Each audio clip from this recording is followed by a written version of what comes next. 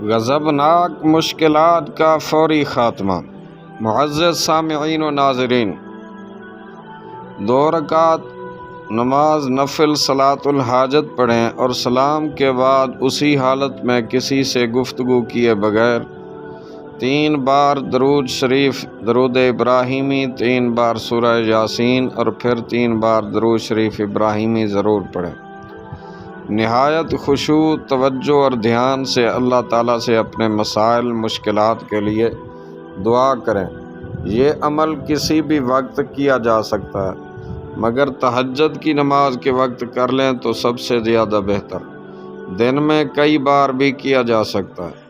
تمام سامعین و ناظرین کو میری طرف سے اس کی اجازت ہے اور مجھے اپنے شیخ کی طرف سے اجازت ہے۔ آپ کسی اور کو بھی بتا سکتے ہیں۔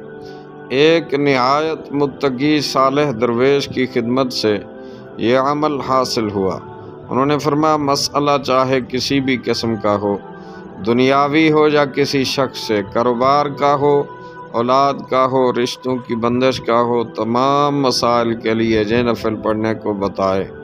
آخر میں یہ فرمایا کہ ایک ہی بار پڑھنے سے مسئلہ حل ہو جائے گا، ورنہ 3 دن یہ نفل پڑھ لیں اور اگر تمام زندگی کا معمول بنا لیں تو نہایت حیرت انگیز فوائد اور برکات اپنی آنکھوں سے دیکھیں گے۔ محترم سامعین و ناظرین، ایک شخص اپنی مشکل لے کر آیا کہ بیماری سے میں عاجز آ گیا ہوں، کوئی علاج نہیں چھوڑا اور خوب پرہیز کیا لیکن کوئی افاقہ نہ ہوا۔ علاج کراتے کراتے دوائی اور معالج کے نام سے اب مجھے الرجی ہو گئی۔ پھر کہنے لگا کسی بھی دوائی کی اشتہاری آواز یا گولی کے کاغذ کو دیکھ لیتا تو غصہ آ جاتا۔ اس کے مطابق تمام حکیم ڈاکٹر فراڈیے ہیں، سب جھوٹ بولتے ہیں اور دھوکہ دیتے ہیں۔ کسی کے پاس کوئی دوائی نہیں، میرا کوئی علاج نہیں کر سکتا۔ یقیناً وہ ایک نفسیاتی مریض بن چکا تھا اور گالیاں دے رہا تھا۔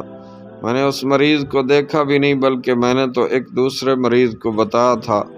اللہ تعالیٰ نے اس مبارک عمل کی برکت سے اسے بھی شفا عطا فرمائی تو اس نے دوسروں کو بتایا۔ اسی دوران جو مریض اس کے فلیٹ کے اوپر کی منزل پر رہتا تھا اسے بھی بتایا۔ اس نے یہ نفل پڑھنے شروع کر دیے۔ ایک دن ملا کہ میں پہلے سے اتنا تندرست ہوں کہ بتا نہیں سکتا۔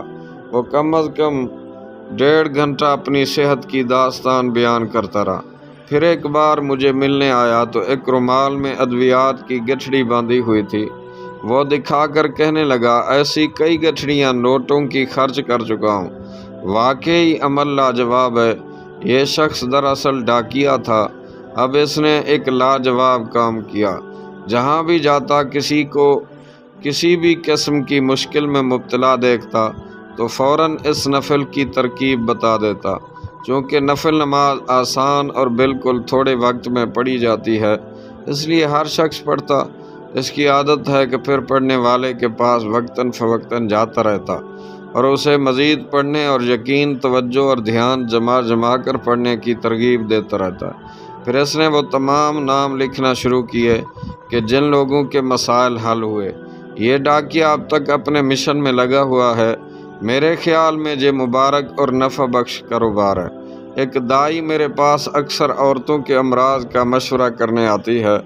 دوران مشورہ میں اسے رجوع اللہ کی ترغیب دیتا ہوں کہ وہ اور عورتوں کو بھی اعمال پر لگائے، کیونکہ مسائل کا حل اللہ رب العزت کی چاہت پورا کرنے سے ہوگا، اور رب العزت کی چاہت کو پورا کرنے کے لیے اللہ تعالیٰ نے ہمیں اعمال دیے جن کو کر کے ہم اللہ تعالیٰ سے اپنی مرادیں لے سکتے ہیں اور مشکلات حل کرا سکتے ہیں۔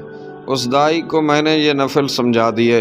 چونکہ تجربے کا پرانی خاتون ہے اور سلیقہ مند بھی ہے، یعنی تجربے کار بھی ہے، عمر رسیدہ بھی ہے، سلیقہ مند بھی ہے، اس نے میری بات کو سمجھا اور لیا اور خواتین کو یہ نفل بتانے شروع کیے۔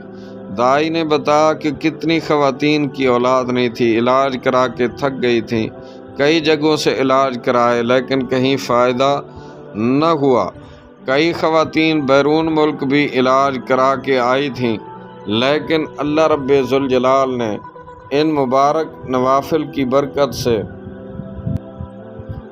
اللہ تعالیٰ نے ان نوافل میں بے شمار برکت رکھی ہے، اور اس عمل کو ایک بار آزمائیں اور ہمیں دعاؤں میں یاد رکھیں۔